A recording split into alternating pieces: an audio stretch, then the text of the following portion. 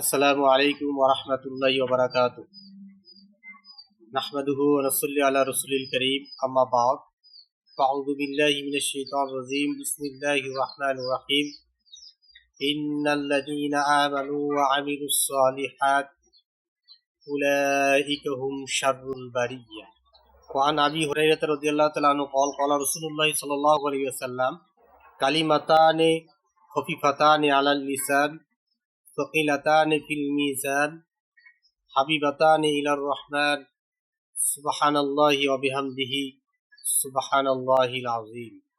সম্মানিত সুধী, আমি আজকে এমন একটি গুরুত্বপূর্ণ আমল সম্পর্কে আলোচনা করব, যে আমলটি অত্যন্ত দরকারি এবং যে আমলটি খুবই গুরুত্বপূর্ণ, আমাদের পরকালীন জীবন ব্যবস্থাকে খুব চমৎকার করে তুলবে। কারণ এই পার্থিব জগতে আমরা অনেক অন্যায় অবিচার করে থাকি, অনেক গুনাহ করে থাকি, অনেক পাপাচার করে থাকি, কিন্তু এই আমলটা করার কারণে আল্লাহ তাআলা কাল কিয়ামতের দিন আমাদের এই আমলের বদৌলতে আমাদের মিজানের পাল্লাকে আরো শক্তিশালী করে। এই জন্য সম্মানিত সুধী, যারা আমাদের এই চ্যানেলে নতুন, দিনের পথে ওয়ান চ্যানেলের নতুন, তারা আমরা এই চ্যানেলটিকে সাবস্ক্রাইব করব, লাইক দিয়ে উৎসাহ করব এবং শেয়ার করে এই আমলটি সবার কাছে পৌঁছে দেব, এই আশা ব্যক্ত রেখে আজকে আমার আলোচনা শুরু করতে যাচ্ছি। সম্মানিত সুধী, হাদিস শরীফের মধ্যে আসলে আবু হুরায়রা রাদিয়াল্লাহু তাআলা বর্ণনা করেন, রাসূল করিম সাল্লাল্লাহু আলাইহি সাল্লাম বলেছেন, কালিমাতানি খফিফাতানি আলাল লিসান। সংক্ষিপ্ত দুটি বাক্য এমন রয়েছে। খফিফাতান শব্দের অর্থ হচ্ছে সহজ এবং হালকা, আলাল লিসান যা উচ্চারণে হালকা সহজ, সাকিলাতানি ফিল মিজান। সকিল শব্দের অর্থ হচ্ছে আপনারা জানেন ভারী, মিজানের পাল্লায় তা হবে অনেক ভারী। অর্থাৎ আল্লাহ তাআলা এর এত অধিক সওয়াব দান করবেন যে কাল কিয়ামতের দিন এই সওয়াব, এই আমলকে তার আকৃতি স্বরূপ দান করে বাস্তব স্বরূপ সেটাকে মিজানের মধ্যে কি করবেন, এটাকে ওজন করা হবে। সকিল শব্দের প্রকৃত স্বরূপ হলো যে কাল কিয়ামতের দিন আল্লাহ তাআলা এই মিজানে তাকে বাস্তব আকৃতি দান করবেন। এই আমালগুলোর কাল কিয়ামতের দিন আল্লাহ তাআলা এই আমালগুলোর পাতাসমূহকে ওজন করানো হবে। এজন্য সম্মানিত সুধী, এই হাদিসের অর্থ হচ্ছে, হযরত আবু হুরায়রা রাদিয়াল্লাহু তাআলা বর্ণনা করেন, রাসূল করিম সাল্লাল্লাহু আলাইহি সাল্লাম বলেছেন, দুটি সংক্ষিপ্ত বাক্য এমন রয়েছে যা বলতে সহজ এবং ওজনে হচ্ছে অনেক ভারী এবং আল্লাহ তাআলার কাছে অধিক প্রিয়। আর এই বাক্যগুলো হচ্ছে সুবহানাল্লাহি ওয়া বিহামদিহি সুবহানাল্লাহিল আযীম। আল্লাহ তাআলা আমাদের সকলকে এই আমলটি করার, বেশি বেশি করার তৌফিক দান করুন। সম্মানিত সুধী, হযরত ঈসা আলাইহিস সালামকে জিজ্ঞাসা করা হয়েছিল যে সৎকর্মের কঠিনতা এবং মন্দ কর্মের সহজতা স্বরূপ সম্পর্কে জিজ্ঞাসা করা হয়েছিল।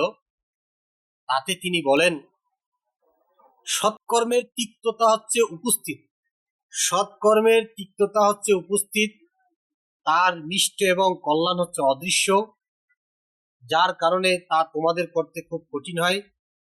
তোমরা তা কখনো ছেড়ে দিও না, যতই কঠিন হোক তোমরা তা পালন করবে।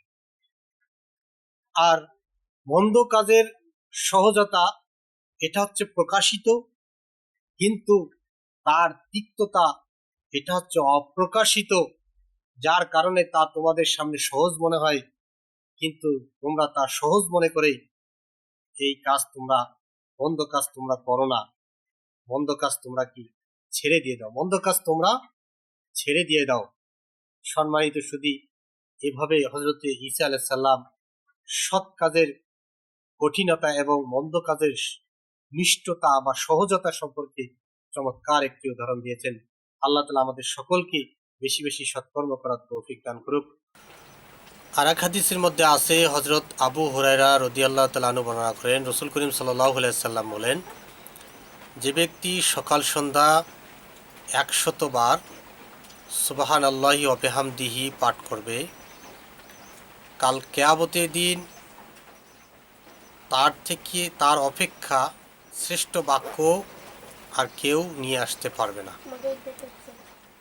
তার থেকে শ্রেষ্ঠ বাক্য আর কেউ উপস্থিত করতে পারবে না, ওই ব্যক্তি ব্যতীত যে ব্যক্তি এরূপ করেছে, অর্থাৎ বারংবার বলেছে, সে বেশি সওয়াব পাবে।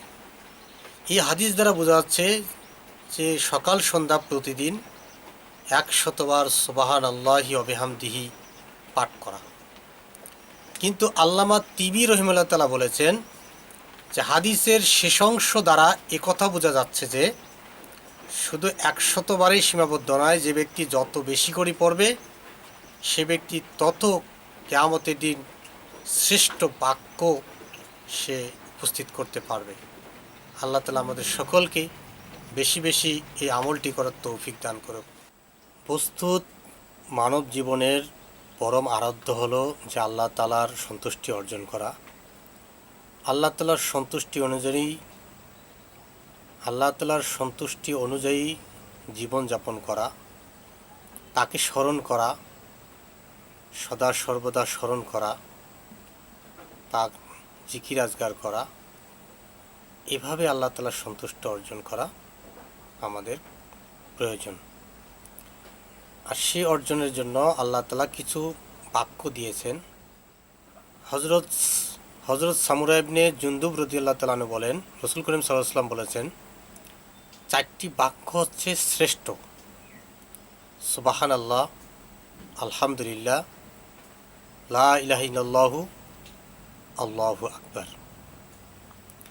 সুবহানাল্লাহ এটাকে বলা হয় তাসবিহ, আলহামদুলিল্লাহ এই শব্দটাকে বলা হয় তাহমিদ, লা ইলাহা ইল্লাল্লাহ এটাকে বলা হয় তাহলিল, আর আল্লাহু আকবার এটাকে বলা হয়, আল্লাহু আকবারকে তাকবীর বলা হয়। সুবহানাল্লাহর অর্থ হচ্ছে সুবহানাল্লাহ, আল্লাহ পবিত্র, আলহামদুলিল্লাহ আল্লাহর জন্য প্রশংসা, লা ইলাহা ইল্লাল্লাহ আল্লাহ ব্যতীত কোনো মাবুদ নেই, আল্লাহু আকবার আল্লাহ সর্বাপেক্ষা মহান।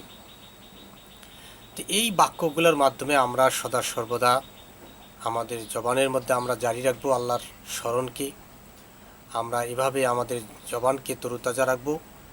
আল্লাহ তাআলা এই বাক্যগুলো আমাদেরকে বেশি বেশি পড়ার তৌফিক দান করুক। আসসালামু আলাইকুম ওয়া রাহমাতুল্লাহ।